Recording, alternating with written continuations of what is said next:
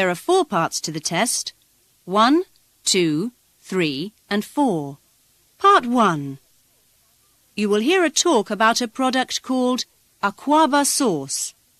For questions 1 to 10, complete the notes. And now Joan Yates discovers the origins of Aquaba sauce. The Australians say it's absolutely brilliant on barbecues. The French claim it brings out the piquancy of steak tartare. And there's nothing the Chinese like better than to dip their dim sum in it. In fact, Aquaba sauce is a product that's on the tip of just about everyone's tongue. Maurice Bond started it all on his return to the town of Charlton in England from India in 1835. At a chemist's shop in Tower Street, he handed over a secret recipe for a special spicy sauce. Mr. John Ford was behind the counter, and so was Mr. William Stott. They had the knowledge. They concocted the ingredients and they kept a little for themselves. One day, when they were clearing the cellar out, they found it, dusted it off, brought it back up, tried it, and eureka! Aquaba sauce. They then began commercial production in 1837, each bottle bearing the words genuine and original on labels. A High Court order would later prevent other sauce manufacturers from using these words. In 1904 came royal approval, the ultimate acclaim. And with the help of explorers, Aquaba sauce started to reach many parts of the world. For example, Colonel Middleton was on his way to China, and he stopped off in Tibet to pay his respects to the high priest, the High Lama. He found that the poor old High Lama was not very well, so he left him some of the sauce and proceeded on his way. He came back some 2 or 3 years later, called in to see how things were, and lo and behold, the High Lama had made a miraculous recovery. Until the 1950s, Aquaba sauce bottles were hand-wrapped in special paper.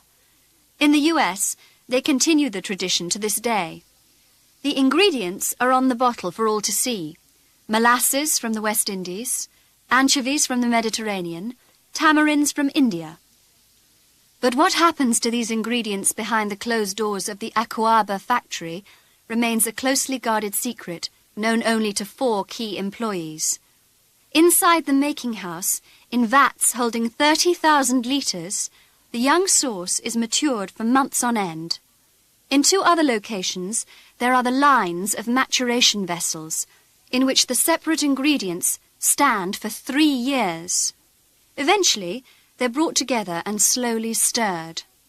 They produce 12 million bottles a year in the UK alone, and they make it under license in the US, Canada and Australia. Its shelf life, they claim, is indefinite. They still pass on the original recipe by word of mouth, and they still retain the distinctive long-necked glass chemist's bottle. After all, to change the design or go for plastic would be to change a winning formula. That is the end of part 1.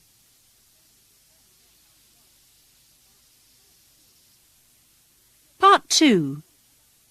You will hear an announcement about a change in transport arrangements. For questions 11 to 18, complete the notes the speaker is using.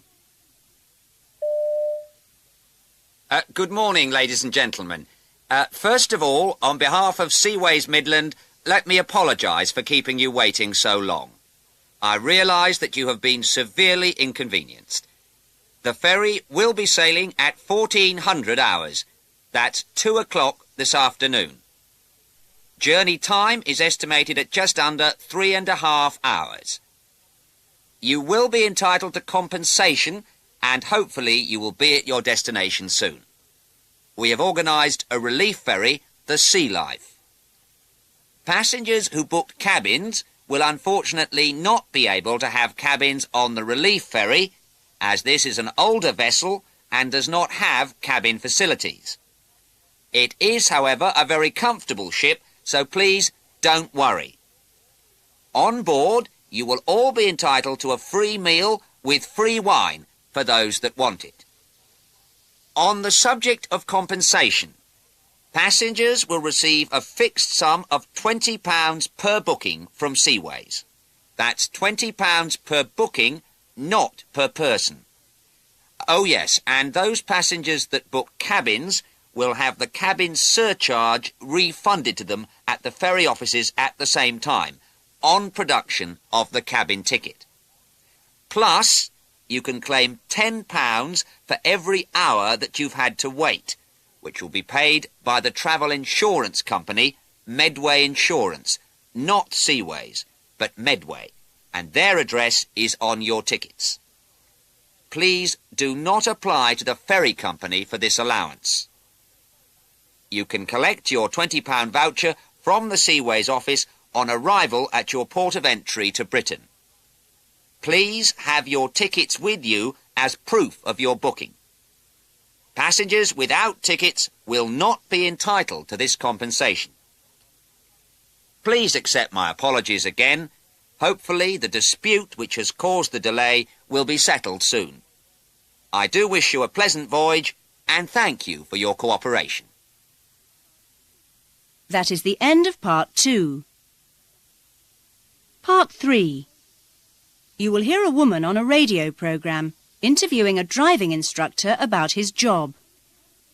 For questions 19 to 26, choose the correct answer A, B, C or D.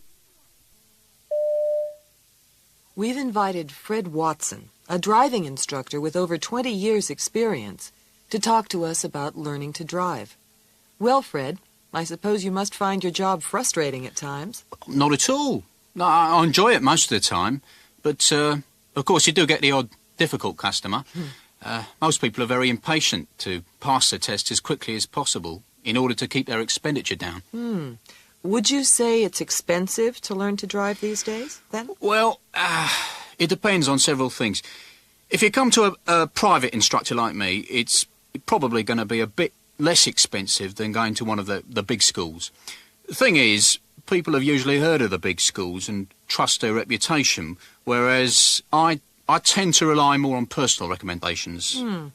Does that mean you have to try harder to get customers? Not now. When I started, I had to, but in fact, I'm fully booked at the moment, as my prices are quite competitive. Learning to drive is usually regarded as a rather nerve-wracking experience for the learner. What do you think? Well, it can be, but I try to get my clients to unwind before the lesson. I ask them to sit quietly in a driver's seat for a few moments with their eyes closed. You'd be surprised how it changes some people. They feel much more ready to drive if they've had a few quiet moments. Yes. I suppose some people are more nervous than others. What would you say makes people most nervous? Hard to say. Probably it's the fear of not being able to react fast enough. At first they're trying to master the controls of the car. Then they start worrying about whether they're in the right part of the road and whether they've signalled in time and so on. Yes. There seem to be so many things to remember at once. Yeah. I remember thinking I'd never master all of it, however long I practiced. Usually people master the controls fairly quickly, but they have to think more about what they're doing, and until it feels almost automatic, they still make silly mistakes, which occasionally lead to accidents. So, how soon can you let a pupil take total control of the car? It differs from one person to another, of course, but generally speaking, I allow them to drive without dual control when I'm certain they can use the gears correctly, stop in an emergency, and have reasonable awareness of other road users. What kind of person makes a good driver, then? Well, you're asking me to commit myself here, aren't you? Well, first of all, let me say I have no evidence to suggest that either men or women are better drivers. What I would say, though, is that a certain level of confidence is necessary, a belief that you can and will succeed. But it's dangerous to be overconfident, and you can end up making wrong decisions. I'm afraid some young people are over-enthusiastic and start by driving too fast and taking risks Now, I have to warn them that this approach is not going to make them into a good driver. What I like to see is someone who's prepared to take time and patience to develop the skill. Do you think intelligence has anything to do with it? Depends how you define it. Do you mean academic ability or practical good sense? Well, I suppose I'm asking you whether either of these is relevant. Practical good sense, alertness and confidence are more important. But you also need a reasonable memory, as you have to get through the part of the test where you recognise signs and symbols. And of course, you need to know them when you're a driver out there on your own. Yes, and with the volume of cars on the road today, quick reactions are essential too. That's right. Driving is getting more demanding all the time, so we must make sure people learn efficiently in the first place and give them value for money. Well, I'm sure Fred's pupils are getting value for money. Thank you for talking to us, Fred. It's all right. And good luck to all you listeners who are about to take your driving test. That is the end of part 3.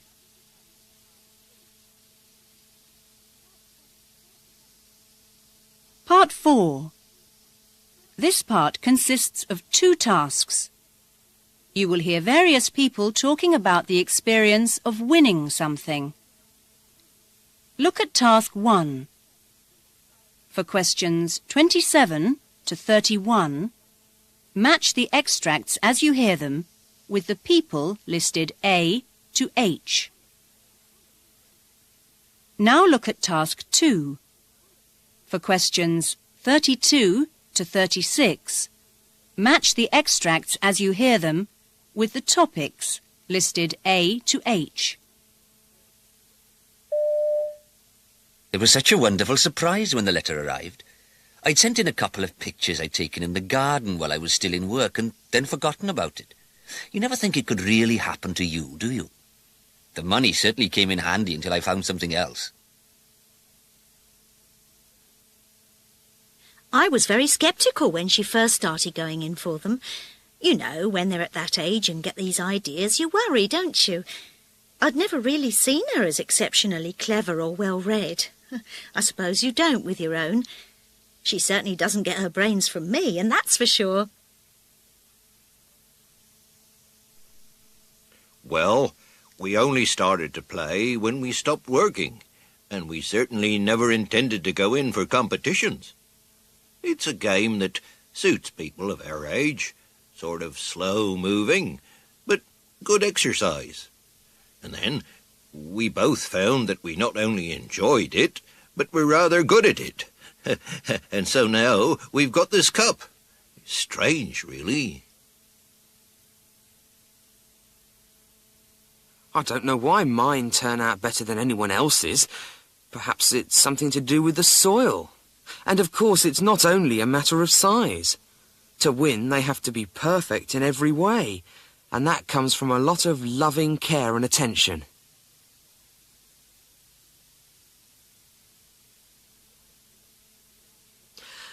Well, the idea came to me one day in the garden as I was jotting down a few ideas. I thought, what would I do if I won a lot of money? Would it ruin everything, or would it be a new beginning? It's ironic that it should win, but literary prizes are not in the big league financially, so I won't be having any of those problems myself. That is the end of part 4. That is the end of the test.